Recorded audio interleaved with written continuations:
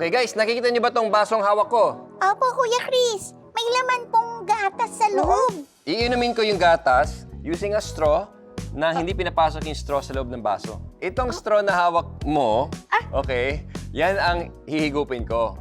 Okay? Yes. Pero, mauubos ang laman ng gatas sa loob ng baso. Oh. Kahit hindi ko pinapasok ng ganyan. I don't believe you, Kuya Chris. I don't believe me. Magic. Well, to see is to believe. Tingnan niyo mabuti. Ready, Lexi, go. Go. Whoa. Wow! Uy, ang galing naman, oh. Tingnan niyo, oh. Wow! Nauubos yung gatas dun sa Paano loob ng yun? Di baso. naman nakadikit eh. Ha? Magic? Oh! Burog na ako. Ang dami mo nabawas, Kuya Chris! Busog na ako. Hindi na maka-breakfast. Pagod ako doon. Paano nangyari yun? Kaya nga. Sige na nga, I believers, aminin ko na, ito na. Ang totoo, illusion ito na nagawa sa tulong ng science. Anong ginawa mo?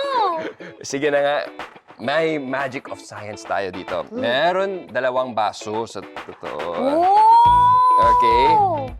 Nung pinasok ko yung baso, yung unang baso, yung milk na nandito sa original na baso ay umangat sa gilid lang. Sa narrow na gap between the 2 glasses. Kaya umangat siya ng husto.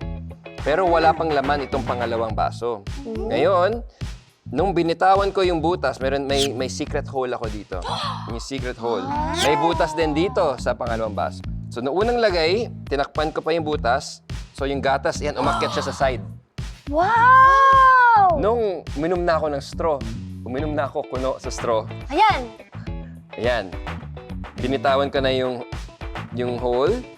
Tapos yung air ngayon ay pumapasok na sa butas na ito. At tinutulak niya ngayon yung gatas papasok dun sa pangalawang baso sa loob. Okay, so guys, do you believe? I believe!